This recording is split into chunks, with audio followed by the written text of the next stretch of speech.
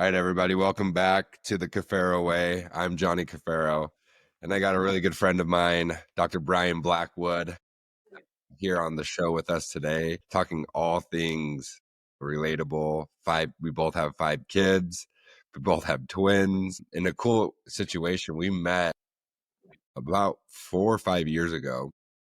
I came out to Boulder, Colorado, and we were working on this new direct anterior approach. For all those who don't know that, it is a hip replacement approach to go to the front side of the body. So it's a minimally invasive, so it's a smaller scar.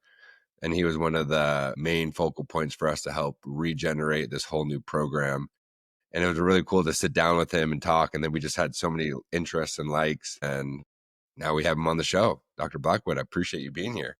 Oh, welcome. Thanks for having me. Yeah, it's kind of crazy how we had the 5 kid connection and sports and sort of life changes and what that looks like as we tried to explore just, straightforward hip replacement. Turned out there was a lot more to it. Oh my gosh. Everyone says a hip's a hip, but there's a lot more going into that, especially with me having 3 hip replacements myself. I'm like, man, I want to get this right. Yeah, no, your story is very relatable to the process of what you're trying to do and trying to make it better for other people as well. So Absolutely. you had to go through the fire so that others could do better. Absolutely. So let's get a little background about who you are, Brian, and how you got started. And you wear many hats. You're a father, you're a husband, you're a doctor, you're a skier. Let's get a little background. Yeah, so no, I mean my life is a little crazy. Obviously, like you said, you got the 5 kids, so ranging from 15 to 6, and like you, I finished with twins at the end. A bit of a surprise, identical little boys running around. That was rough. Kind of crazy. But no, myself, I grew up in Montana. Kind of on the low end of the economic spectrum. So we moved around a lot as I was a kid. I think I counted once, and I moved like 20 times by the time I was 25 or by the time I got out of college. Jeez. What was the reasoning? Uh, Finances mainly. I think that we were sort of scraping by and doing okay. Like my mom did the best she could as far as that goes. Rent would come due, and then it was time to find another place to move. And so we kind of bounced around town. Luckily, it was always within the same town and same school district. Yeah. I had that continuity. It didn't have to change town. You grew up with a single mom. Is that was your upbringing? So single mom. My dad was around. He had moved to a town like an hour and a half away. About the time I was 8 or 9 years old. Okay. He would always come down and try to go to sporting events. And, this was back in the 80s. So it was, every other weekend kind of parenting schedule, a little bit of time in the summer and some vacation stuff. So, but, he would keep track on stuff and try to do the best he could. So it wasn't like he just kind of disappeared. Yeah. A lot of it fell on my mom and trying to fill that For sure. with that. My 2 sisters who are both. I can relate to that. I'm a single parent of 5, right? And trying to show up in that capacity. It's a lot easier in this day. It's not the 80s. We're in the 2000s, and we can be able to FaceTime. We can be able to go to the events and be able to be close by. And I feel like a lot of people are going through that issue right now, or that problem, or as single parenthood, and I feel like they're not doing enough. But I feel like if they just keep showing up, they'll be able to do enough, just like your mom has done, right? And everybody was able to make by, and they were able to make the bills, and you're able to be happy. But I feel like sometimes we just put our head down on the table and like on our pillow and like, I'm not doing enough, but it's just being present, I think. No, I think that's a really big thing is we always just feel like we're not doing enough. I was married and divorced. So I have 2 older kids from my first wife. And luckily, I'm not having to do 5 single still. My lovely wife who is great and helps with the family and keep things running and do that. But it's a lot when there's all 5 around, and it's hard for the older 2. And it's hard when all 5 are together to try to make sure that there's just enough for you to go around. And For sure. I think you feel like there's just never enough when it's the kids, and then you try to add in busy work schedules and doing that. It's really hard to feel like you're giving enough of yourself to everybody, and you always feel like you're letting somebody down. So it's a tough situation to be in for sure. Absolutely. So you said you had 2 older sisters and then 2 younger sisters, yeah. 2 younger sisters. So you were the oldest. Okay. So did you feel like a sense of responsibility also at the same time as growing up in the household?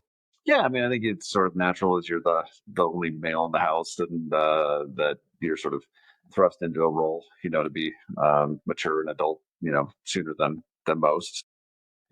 Early teenager, and I would go down and spend summers in Colorado, my grandparents' farm, and help out with cattle and hay and work and do that, and then come back. And I started working early in summers for sort of low income things when I was like 14. I was like an assistant janitor at the elementary school, and then That's watched awesome. at a food co-op. Yeah. But I've always had sort of work and jobs that go along with it. Then high school, when I played football, it was the coach made fun of me for being the strongest guy at Kmart because I, worked, weekend shifts at the Kmart as a checkout guy and then doing that stuff. So a lot of different hats that you wear to try to help just, offload some of the Absolutely. financial burden and that kind of stuff. Yeah. So you played football. What position did you play? I was offensive defensive line in high school.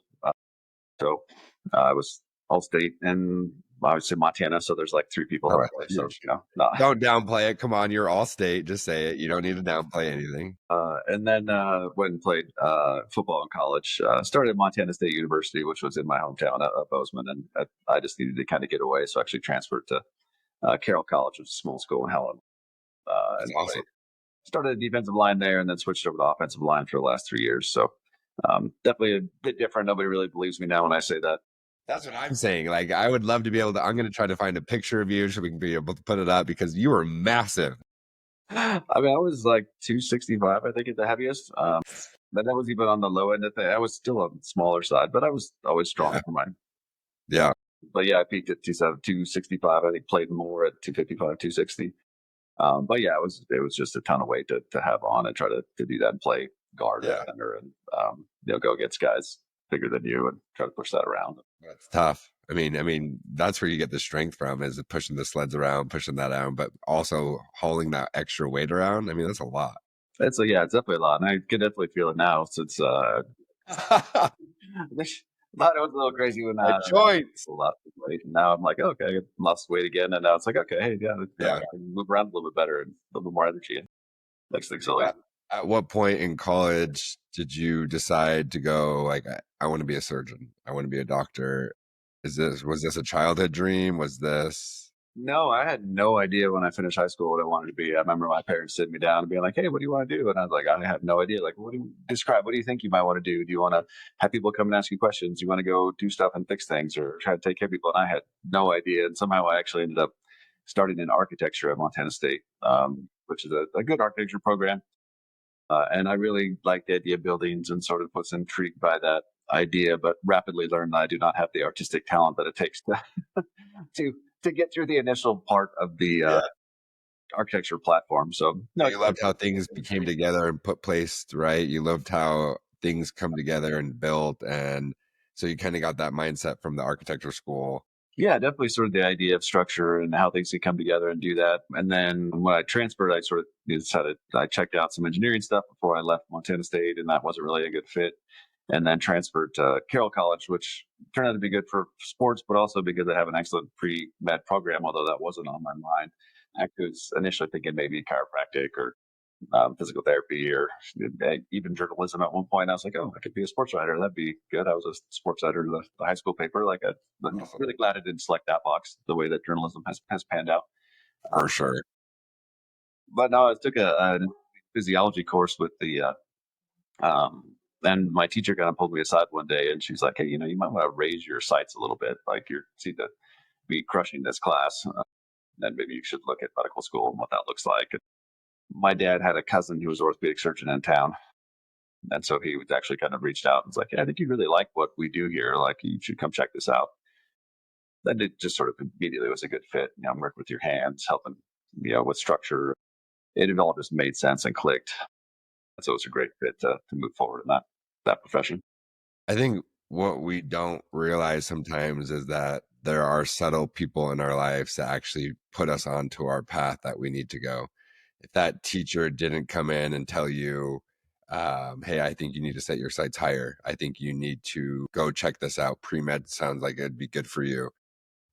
I don't think we give credit enough to look back and see like, hey, that teacher was influential or that person, that little comment is going to help us put us into a whole new trajectory of our whole life. You know what I mean? Oh yeah, it's definitely. Had she not said that, or somebody pulled me aside and did that, that was the benefit of the small school. I mean, Carroll had 1,400 kids. I mean, it was a tiny school, whereas Montana State had 10,000 at the time and 10,000 now, and so you just didn't get that personal touch. And so I may have slipped through the cracks, and nobody would have sort of tried to nudge me in the right direction. So it was great to have that ability and have just somebody, say, hey, why don't you try a little harder? Yeah. You have some ability here. Why don't you, if you apply yourself, I think you can really do something with it. And I also believe that it's so important for us to do the same to others, right? It's so important to nudge other people along the way. If we see somebody that we think they should be excelling in something else, and don't be shy or quiet to say anything because of society we're in right now, but always give suggestions and always give help forward. I love paying it forward and helping people move forward, because if you see that potential in somebody, you're going to make the world a better place. And so I feel like somebody helped you, you helped somebody, and it keeps progressing like the butterfly effect. Oh, absolutely. I think if you're climbing that ladder, you got to reach your hand down and try to help people out and try to get people to move up. Kind of frustrates me when I see the other side, or people try to pull the ladder up or try to make it harder for other people Right. to follow them, try to grease the handle so that people can't get up as easy. And, the whole point of this is to make everyone better. And I think there's so much, I think there's a scarcity mindset where people are trying to make it, oh, there's only so much, you can't do this. And to really sort of look at abundance and say, there's so much out here. Let's just help everybody that you can to be the best that they can. I Love kind of that. move that forward. And that started from football with people reaching out to me. And so I would reach out to younger people and try to help them as well and give them tips and pointers on where I could, even if they were competing for my job on the field. It was like, hey, this is going to make everyone better. And now it's carried over into medicine, where I go around the country and train people on how to do the surgeries that we do, or even train the local people. Yeah. Because I think it just helps make everyone better. Because it's not just making them better, but you're also helping patient outcome, right? And I think that's the beautiful thing, is if you have some tip or trick that could help somebody or the community or the nation, why hold it against you or try to sell it? Or, I mean, it's mainly for the patient outcome, or mainly for that person to be able to excel or succeed. I always say the pie is so big that everybody could get a piece, and everybody needs a piece to be able to have that. And I think, like you said, that abundance mindset goes so much further than that scarcity mindset. Like, oh, I have to always be looking out, or like, no, I'll help you, because I think the universe gives back tenfold as you're giving it. You're also receiving at the same time. Yeah, I mean, I think you're just trying to, like you said, there's only a certain number of surgeries that I could do at a time. I mean, as efficient as we can be, or as many as we can, we're going to hit a top number on that. And it's just not sustainable to try to operate at that level. But if I can make everybody else a little bit better and offer them my insights and sort of my whatever I've done, then I think that also helps them help patients. And that just sort of expands the influence that way. And so I think it just raises the bar for everyone to be able to help and work together. And that's one of the nice things in medicine, is not everyone's just looking to cash out. Everybody's trying to share their insights and trying to move Yeah. forward. Love that. Okay, so let's keep going down the list. You saw your dad's friend, orthopedic surgeon. You liked it, and you're like, okay, I'm going to go in. Yeah, so I did that, kind of, reassess and applied myself. I think I had like a 3.4 in high school or something like that, and then finished college with a 3.8. And then actually, I think I got my first 4 on my last semester of college. So, just continuing an upward trajectory and trying to get better. Did well in the MCATs, and so was able to apply to medical schools, interviewed at 4 different medical schools. Actually, I only interviewed at 2 different medical schools, Seattle and Washington, where there was a connection for the small states around Washington. All can kind of go to Seattle, and usually there's a medical school. And then down here in Colorado, interviewed for a position out here, and I got waitlisted actually. There's only taking 20 kids out of Montana, and so I got waitlisted for medical school to start out with. So I had to really kind of assess and see if that was what I was going to do, and put in for the application for a second time. But actually, the summer before then, even though traditionally, I mean, with only 20 slots, they said, oh, we only go to the wait list like 1 or 2 names. And I think I was even further down the list than that. I think I really bombed my interview. I tried to be super serious. I wasn't a football player. I mean, you are pretty serious sometimes. I was like a DJ in college. I've got some crazy stuff. So I wanted to be like, oh, no, I'm serious about this. And I think I just oversold the serious aspect of things and just bombed my interview. But I got in through the wait list on that first time through. Wow. Spend that first year in Montana, Montana State for medical school, then go to Seattle for the next 3 years after that. And each sort of step kind of reinforcing that while I could explore different facets of medicine, it was always going to be orthopedics that was the best fit. Awesome. And then at what point was it in medical school you got your first marriage? Where was that? Yeah, that's where we kind of met, was in medical school. Mini Grey's Anatomy. She was actually a resident while I was a med student. That's awesome. So was like a couple years old. I think she's only like a year and a half older than me, but 3 years Okay. ahead because I took extra time in college and what that looked like. So got married actually in residency in New Mexico. So matched for orthopedic surgery residency in Albuquerque, New Mexico, which was a great program. It's a little off the beaten path, but you get excellent surgical exposure, and there's just crazy trauma there, and just you just operate all the time. So it's a great sort of hands-on ability to do that, but it takes a toll. So we got married my second year of residency, Okay. and Yeah. then have a child shortly thereafter. And so it's like, how do you kind of balance all that time and all that? And it puts a lot of stress on yourself and the marriage and the kids. People don't talk about that. People don't talk about how hard it is during residency, and then you get married and then you have children, but you're not there. You're completely absorbed into the hospital. You're completely absorbed into the job, into the framework. And then you also have that mentality as a man, I have to do this because I'm also providing. And if I do this, then I'll be able to be okay. But then you're also kind of so wrapped up into providing, and then also getting good scores and passing your stuff and going into the surgeries, that it's like your relationship's kind of like secondary almost, in a sense. Yeah, I mean, everything kind of gets put on the back burner a little bit. Everything that focuses on medicine, and it's not like we clock out, 9 to 5, and then we don't think about anything anymore. Yeah. There's preparation for the next day's surgeries, finishing notes. I mean, the things never end.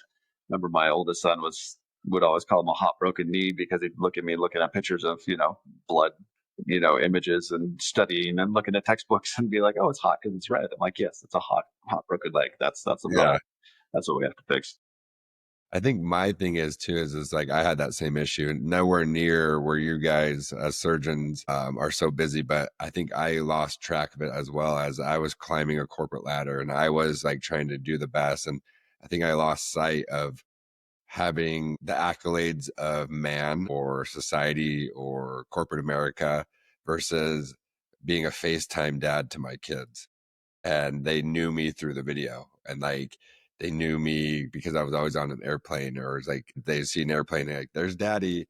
I'm like, wow, that's kind of sad. But then it just comes back to us like, okay, what's our main priority and what are our goals? And then sometimes we have to step back to reset. Yeah, I mean, I think it's really hard for the kids, and especially you're committed, and you're always kind of thinking, oh, hey, if I do this next thing, if I take this next step, everything's gonna be better. That's gonna be the solution. And I just think we find out that that's not the way it ends up. We miss a lot on the way up that ladder. The biggest thing that I've learned through my process of healing and coming back is it's finding joy in the journey. And it's there, like you just said, there's no destination. We're always trying to go to the next step, but we miss all the beauty and the magic in between. If I know it's corny to say that, but stop and smell the roses and be able to know what's in front of you instead of just chasing the dragon, I guess they say, and chasing everything. Because if you're just still in that moment and you can be able to see it, there's magic all around us instead of like, because we're never happy once we get to that next thing, because then we want to be able to create, okay, what's next? Instead of looking back and say, I'm grateful for what I've been through and what I have. Yeah, I think just we're just so focused on the goal that we forget what's happened along the way, and we start to just think that next goal that we hit, that's going to be the thing that makes us happy. It's definitely a false a false goal that gets set up there. It's like that's not where the pot of gold is. It's like the pot of gold. The remote just keeps moving. The gold post just keep moving. Everything goes further and further along. So if you don't figure out a way, and that was something that came around more recently, is just trying to focus on enjoying the day to day and trying to find joy and happiness in that, and not expecting that this is going to come from some goal we hit, or finally going to check that box, and that's going to be the happy box. I've seen throughout, I mean, the journey in the last couple of years for you too. It's like we've talked about, you can find a story in every kind of situation that you go into if you're looking for it, right? Like how you doing all your LinkedIn posts, and we'll get to that a little bit later, but you're finding a story and joy with everything that you're surrounding by if we're just looking for it. And I think that's the beauty of it. keep your eyes open and kind of see what's going on. And you kind of, yeah, you mentioned LinkedIn briefly, but you kind of pushed me to kind of do that and be like, no, you have something to share. You can you have a voice. You need to use it. You need to get out there and do that. And it really changed perspective. Be like, oh, hey, this is interesting. This could be something that would resonate with other people, or this could be something to share. This is just something I want to share because it's something I'm passionate about or something I believe in, and I think it can help to move the needle. And I think it's better to sort of see those moments and not let them go by. Yeah. So now we're in New Mexico. So then how did we get to Boulder? Where did you finally land? So when I was in New Mexico, my ultimate goal was just I was going to go be a general orthopedic surgeon back in Montana and go back home and do that. But this was sort of shortly after the downturn in 2008, 2009. So nobody really wanted to hire another surgeon in these areas. And it's a pretty saturated market up there. So I had to look into doing a fellowship and found a fellowship that was just starting. I was their first fellow in St. Helena, California with Tom Kuhn and Adam Freehand up at it's called the Kuhn Joint Replacement Institute at that point in time. Yeah. We were really early into direct anterior hip with Dr. Freehand, and then with total knees, Dr. Kuhn was pretty prominent, big proponent of like the minimally invasive knee, sort of that came out 20 years ago as far as the quad sparing approach, and really big into technology and navigation and robotics. And so it was a really kind of a whole eye-opening experience.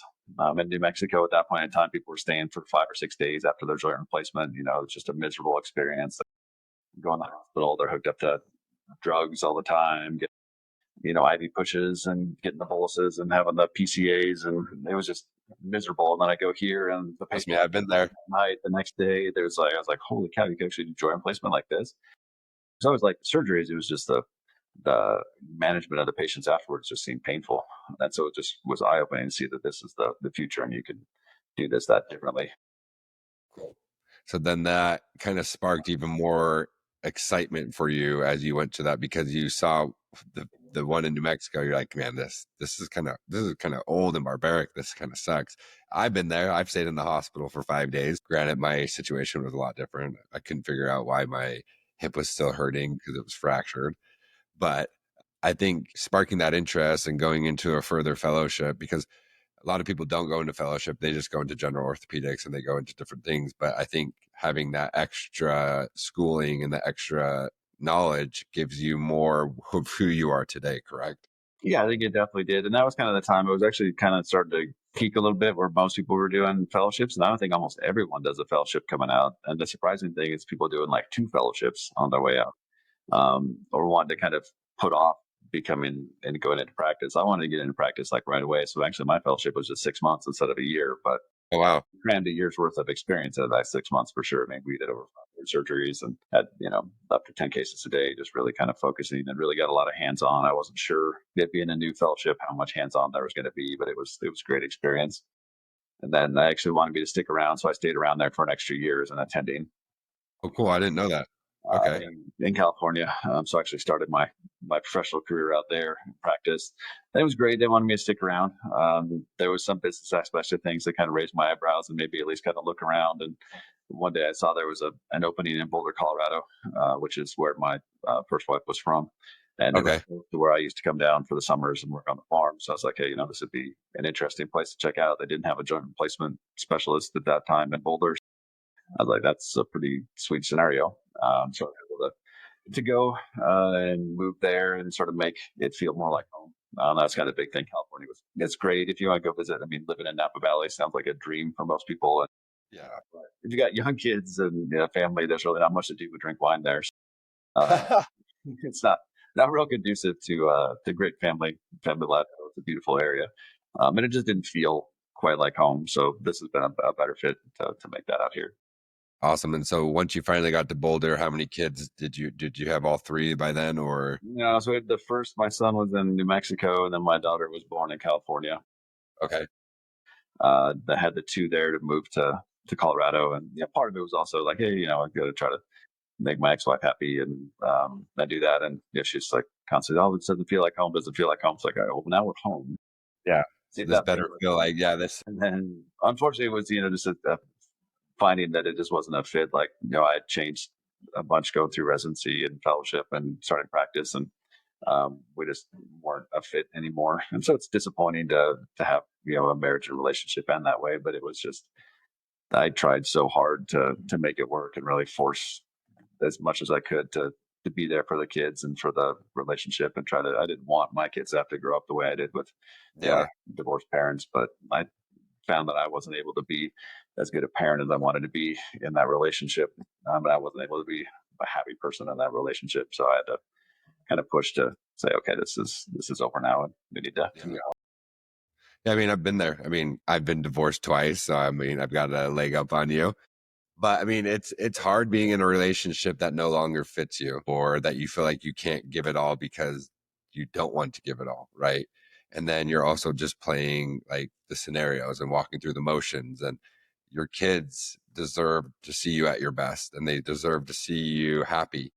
And I think they sense it more than anything. They're little mirrors of ourselves. And so when they're acting out, I'm looking at my kids and seeing, okay, what's inside of me that I'm not processing. And I mean, it's hard. It, like you said, it almost feels like a failure in a sense because you are told that marriage lasts forever and time in all eternity, and when that kind of ends, like you kind of like have to step back and reassess. Like I made a lot of mistakes in my marriage and I'll own that to the day I die. But I think we all make mistakes, but it's stepping back and being like, I don't want to be that person. But I also know that if I'm stay with this person, I'll probably continue these because I don't have it left in me to give any more to you. Yeah, no, I mean yours was definitely. I mean, you're the way you were brought up, and after reading your book and the Mormon upbringing, and sort of going that. I mean, it's just huge. There's just no. There's so much influence. I hate this is the way to do it. You can't do it wrong, and you're a failure. Wasn't Mormon, but grew up sort of culturally Catholic, and the college I went to, Catholic college, and so there's definitely that influence and that pressure, and just sort of feeling guilty that you let everyone down and that you failed, and when you've had 100%. worked so hard for success, and that's been something you bank on, to have to admit the failure is really a hard step, but it's been an important one to sort of reassess and build and grow from there. So I mean, let's get into the little like fun stuff. How long, I mean, was it hard dating as a surgeon? Was it like difficult? I mean, tell me a little bit. Like, I want to know because it's hard for me, but easy for me because like I don't have that daily grind. But you were in the thick of it. You just started a new practice, not new, but like you're how many years in the practice were you at Boulder? Yeah, I mean, so this was probably in the second year of being here in Boulder, trying to Okay. do that. um I managed to avoid apps and things, and sort of lucked out that met my wife sort of through work, and we had already sort of Hold on. We're not going to go straight. I mean, there's got to be some crazy dates. There's got to have been some like we're not going straight to meeting your wife. Come on. There's got to be some fun stories like you're a surgeon. I'm going to latch on to you. stories, but I didn't go out and flex those muscles to try to do that. It was like I was, sort of like had some time and sort of was like, okay, I'm gonna kind of heal myself and do this, and sort of banked on the friendship that way, and then it's like kind of grew from there, and I got a child sticking his head up here. Man, Say hi to Johnny Thomas. Hello, Johnny. So, but no, there wasn't a whole lot of like crazy dating or kind of doing that stories. I did have sort of exes that had popped up from before who were like, "Oh, hey, you're single now. Why don't you come and visit me in Florida? We'll do this. Come bring the kids." And it was just like I was like, "There's a reason that this didn't work out." Like, and I know that yeah, like I'm not going back that way. Yeah. like I tried to move forward Yeah. that aspect of things and do that, but yeah, it's that I wish I had better stories to come up with, but I don't have Kabara level stories. No, I mean, come on. No, that's good. I mean, the dating aspect is crazy, right? And then as I've left the Mormon church and how like Utah is a prominent all Mormons basically, and it's just like, I mean, I got a full sleeve tattoo on my arm and on my leg, and then like you're just like, well, you're not supposed to get that, and so it's very interesting. But like, I feel like the right people will come and it will be in your corner and all that stuff. But yeah, there's been some crazy stories for me as well. Cool. So no crazy stories. You met your wife now, and everything's great. No, it's been good. I mean, I think there's challenges in every marriage and doing that, but you just got to kind of choose to focus on the good and try to remember that you're a team. For sure. I think that as you kind of circle around and focus on that, and I think both of us having this been our second marriage, and understanding and learning from the first time around, for me and my wife, and then for everybody else out there, as long as you can kind of reassess and do that, you can understand where you made mistakes the first time, and how you want to kind of go through the second part of it, so that you don't have to, so you can try to avoid that second divorce. I know that divorce rates are higher for second divorces. So far we're in the minority, but we're fighting and doing that. And we still enjoy spending time together. And that's the biggest thing. And, it's tough. It's crazy with work and 5 kids and trying to see where things go from there. But, yeah, we're pulling it off so far. I think the biggest thing is people don't understand or realize that you can stop and pause and reassess, and you can be able to always recalibrate, and just know that everything is not final, and then you can be able to step back and see the bigger picture. And I think that's what I've been doing over the last, I'm 2.5 years single now after the second divorce, and just reassessing, like, okay, what was mine and what do I need to do better to show up in a relationship, and what do I not want, right? And I see red flags, and I don't want any of those red flags to come back in, just because, man, like, right now everyone's just telling me, like, hey, just date somebody, and like it'd be really good, like, just like the first one, you have 5 kids, it'd be really good to have a female figure in the home and help you in convenience. And I'm like, yeah, it would be, but I'm not going into that direction again. Like, I'll learn how to cook, I'll learn how to clean. And on the last episode with Seth Turnoff last week, I said how much of a great appreciation I do have for mothers and moms because of how much they do. And now it's giving me more of like, hey, I can do that too. And I don't need to rely on anybody just because I need somebody. You know what I mean?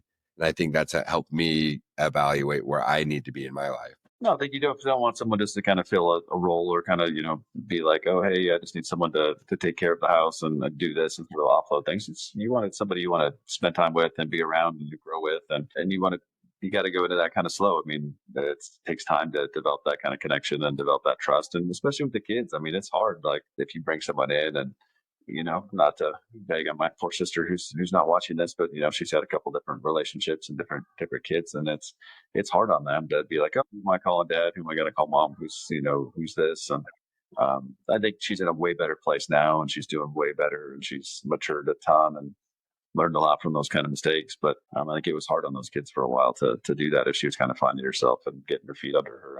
And so I think you just got to kind of look out for that as you're a single dad dating, as far as how you expose the children. Yes, I know it's been some crazy moments, and I'm like, I'm going to shield that from my kids. I'm not going to, people come around, I just call them friend. I don't bring them in or anything that aspect. Okay, let's get to the, like, cool stuff. Like, you're exploding in your career now. You have so much going. You are crushing it. You're almost doing 1,000 joints a year, which is unheard of. I mean, not unheard of, but like very top percent, right? And you're doing it with robotics, and you're doing, I mean, the fastest I saw, you're doing a 17-minute knee. Is that what I saw was in that room, or was there? Yeah, well, that was the fastest there. Not just, kind of skin implants in. Obviously, the whole surgery takes a bit longer, the preparation. Yeah, But it's, as you kind of develop a smooth and, workflow and have everything down. And it's not everyone's like that. Some take twice that long or longer if it's a difficult case. Luckily, the saw a pretty straightforward one that was there in a small size. But, it's just kind of developing a system that you can kind of follow, and that allows for consistency and reproducibility, and everyone in the room knows what's going on. And so it's kind of a smooth symphony that kind of moves along and allows for that kind of efficiency and time. exactly. So when we first met, and then I left Stryker, and then I disappeared. I went into my healing, disappearing Costa Rica trips mode, and kind of did a lot of healing and did a lot of just inner work to be able to just kind of be my best self, to find my voice, to find out who Johnny really is without the noise, without any of the distractions, the job titles, just to find out who I am. And we reconnect. I mean, you were kind of there with me. I would text you every once in a while, and you would check in on me, but like, I was gone. I changed my number. Nobody knew where I was, because I was really big at the time on social media, and everybody knew who I was. So it was kind of like just weird that I just disappeared. But for me to come back and be able to start a couple projects with you has been awesome. And then to be able to see your growth through social media. I know I pushed you years ago to do it, and you're like, no, I don't want to do it. This is not for me. I'm like, no, I promise. This is like bringing you huge exposure to your brand, to your practice. Tell me a little bit about like how that's helped you, because a lot of people are afraid to start posting, right? Like, I don't have a story, I don't have a voice, and I would love to be able to hear your story and where it's getting you. Yeah, I mean, the social media thing was definitely something that I pushed back against. I felt like it was kind of a self promotion. That's definitely the antithesis of who I am, in spite of, kind of robotics and pushing things and talking about it. I just didn't want to sort of put myself out there. And so, in order to be able to kind of start that process and put that out there was a big step for me. But I found out that there's stuff that I had to share, whether that's from the actual professional stuff and the day to days and surgeries and sort of my belief in technology and how that can help surgeons do better, or finding other causes that were out there that needed some support or some volition, and finding out sort of behind the scenes on how different groups, specifically like the reps, are kind of being marginalized and sidelined, and sort of all the hoops they were getting forced to jump through, and really kind of opened my eyes. I had no idea about all the credentialing stuff and the rep scrubs and those kind of things.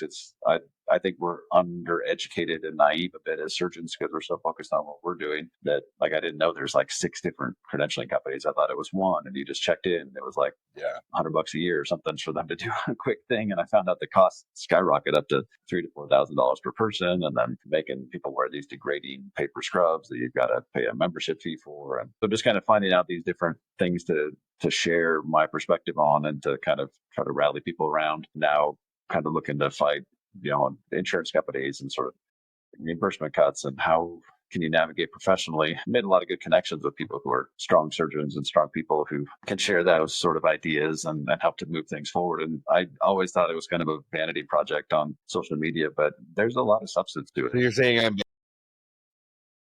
I'm being honest here. I mean, I thought it was like, oh, why would you do this? You're just, trying to, put the likes or do that. But I think there's the ability to really kind of make a difference in a wider spectrum. I've traveled around the country and met a lot of these people and see how hard they work, and to be able to connect with different surgeons and different reps and different, industry people, and really kind of expand influence. And I think it's been great. Dude, I love the evolution. I didn't know a lot of the stories since we've talked. I mean, from a grit to a boy that had to shoulder a lot as a young kid for the family to help to get in. Football's not easy. I mean, and then going into collegiate is not easy. And then going into pre-med, we all know how hard that is. And then getting into medical school, then residency, and then fellowship. And then you creating this amazing practice where you're helping so many people and innovating new products and innovating new techniques to bring better patient outcome. And then on top of that, you're also kind of like the forefront of helping reps to be able to have a voice, to give them something to look forward to. Because like you said, a lot of surgeons just have their head buried in all their work and all they're doing. And us as reps, we don't want to come and burden the surgeon because it's not really their responsibility to know. But I think if they did know, we would get more people like you to be able to help advocate for reps, right? Advocate for the people that need help, because like we said, it takes a team. It takes a team to do everything that we're doing, that you're doing. I'm not really in the OR anymore, but what it does, it takes a whole process and a whole team. And you did a post about that teamwork, because without reps, without surgical techniques, without the OR nurse, without everybody, the turnover team, we wouldn't have successful outcomes. We wouldn't have you wouldn't be doing 1,000 hip replacements and knee replacements a year, right? No, it's definitely a team. I mean, I think a lot of people just lose sight of what goes on behind the scenes and all the work that gets done to prep and get ready for these cases and do that. And luckily, from the start of my career, I had, good friends who kind of showed me how much effort goes into it. So if you just go into the room and see that they're just opening boxes and making money for doing that, they miss the fact that they have to go and actually set all these cases up and have all the equipment ready, and then actually be there. They're on call for nights and weekends, the same as we are, and they're not getting paid for that.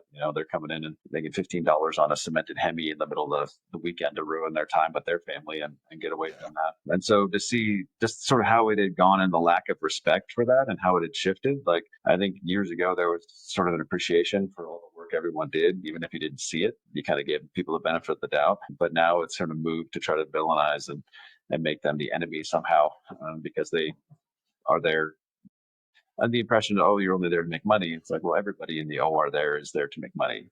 100%. It's their livelihood. Yeah, that's how everyone's supporting their family and putting food on the table. we wouldn't be able to do this without them. If you can't do a case without someone, that they're essential. And there's plenty of times like, oh, we can't start this case, the rep's not here, or oh, we can't start this case, we're waiting for the equipment that they brought for this sort of urgent case to get cleaned and sterilized. But they had to bring that in from somewhere, track it down, make sure they had all the right stuff. And then they're in there kind of guiding their, you get a scrub tech on call who hasn't done the case before. And so the rep can walk them through and say, hey, here's the next step. What this next move is going to be, have this ready. And so it makes it better for the surgeon, which then makes it better for the patient. And ultimately that's what we're all there for, is to do what's best for the patients. And then before we close, I wanted to hit on, we're all on a healing journey. We're all trying to be better. You went on a physical journey just barely, and tell us a little bit about that. Yeah. So, a couple of years ago, I kind of got to the point where I was like, okay, kind of fed up with where I'm at physically. I think it was starting to bleed into my emotional sort of mental state. I was like, okay, I need to take control of my life, kind of focus on being active and athletic, and just getting back to who I used to be. So I was, find myself creeping back up toward playing weight. And now so I was like, okay, I'm going to, started this process and kind of focused on, eating proteins and staying away from sort of processed things and avoiding red type stuff, but nothing too dramatic, just kind of a focus on that, and then increasing my activities. Luckily, my wife had found sort of this gym that is predominantly female. It's owned by females, but they welcome me in, and there's guys that go there, and they do kind of do this combination of cardio and strength. And then there's also a resistance reformer Pilates thing, which if you've never done, is like the hardest thing in the world. The hardest. I remember the first time I did that, I was like crying. I was like shaking immediately, and I'm like, why can't I do this? I'm an athlete. I should be able to do this. Like this is just terrible. But but it gave me something to challenge and something to work for. The people have been great, and it's so easy to go, show up. They do 50 minutes of workout that I don't have to think about. I don't have to plan. I don't have to do anything. They push you, make you work hard. And so now, down like 50 pounds later, now I get people like, oh, are you okay? Or do you have cancer? Like, what's wrong with you? I'm like, no, I just started to take care of myself again. Ironically, I weighed less than I did when I started high school, which is funny. So it's like, I didn't think I'd see the underside of 200 pounds again in my life. But I started high school at like 6'2", 205, and now I'm, 6'2", like 190 or something like that. So it's crazy. So people got to realize that it took you, first off, thought like, hey, I need to do something. I need to change. And people don't realize that you can take a step back and do that. But there's not going to be a quick fix. There's not going to be a pill. There is, but it's always just going to go back because it's a quick fix. You didn't do the inner work. You didn't do the emotional work, like you said. You didn't do the physical work. But if you do show up day in and day out and you see the progress and you see yourself happier, you can see the countenance of your face change. You're happier, you're brighter. But it takes you showing up and doing the work. And I think a lot of people just in our society, they want it now. Amazon now. If it's a 2-day shipment now, then they're mad because they're supposed to get it today. And I think that's the biggest thing, is we have to put in the work to be able to receive. We plant the seeds, and it's going to take a while for the tree to grow. The tree doesn't grow instantly. I mean, this is like going back, and I've been doing a lot of reading in addition to your book and other books, and to check that out. And the big one I always thought was super overhyped. I was like, it can't be as good as it is. As this Atomic Habits book. It's just like 1% a day. Like, it's not going to be a huge change, but that starts to stack up on itself, and creating these habits and just kind of creating these sort of schedules. And then you start to see the change, and it's like, okay, it kind of reinforces. I think there's some story about Dan Go, the guy who's like put himself, I'm going to really work hard for a month, and didn't see anything changing, but then he's like lost the belt loop. Like, okay, so I actually looked at a belt. I had a belt that I randomly was given when I went on to Europe by myself in med school. I had like a month, and I just took off to Europe and traveled around. And some guy gave me a belt because I didn't have one. And that thing there was no way I could even get to a belt loop from where I was at now. And now I'm like 3 loops in, or 3 holes in. I'm like, okay, this is the difference. Like, you can see the progress. It's real. And then kind of the change in clothes, and having to do that. And that kind of reinforces, like, hey, I'm not only feeling better, I'm looking better. This is actually making a difference. But it takes a while to kind of see those changes. But if you make that investment, I think it pays off big down the line. Love that. That's so good to be able to see the progress. Before we close, I do a reflective piece at the end for everybody, but is there any last few takeaways that you want to give any listeners that are just want to hear your story or anything that you feel like you need to impart upon us, please? Different part and share my wisdom. Yes. I think it's important to kind of realize that the biggest thing is that your past doesn't define your future. Like you can have a lot of stuff that happens. And I think there's a big proponent of people saying that, oh, I'm this way because of my past, or this is why I'm there. There's no causative that I've learned recently. There's no causative force for that. It's how you respond to things. So everybody can have the same thing, or two people can have the exact same situation and go in totally different directions based on how they respond to a situation. So just know that you have that kind of power to be able to make changes in yourself and to move things forward, and that you're never too old to make those kind of changes, to make that reflection, and to kind of take control of your life again, and that you are the one in control, and you can make those changes. I always say that I am the author of my story. I am not my past. And I can be able to rewrite at any given moment, and I can be able to frame it because our thoughts create our reality. And so where are we at with our thoughts? So I appreciate that. That's awesome. So here's a little reflective piece that I always do at the end. Close your eyes. Probably not if you're driving, if you're a little bit later on, but I want you to ask yourself, where in your life are you craving more presence, but caught in the noise? Who in your world needs your full attention, not your perfection? And what truth have you been whispering to yourself that you're finally ready to speak out loud?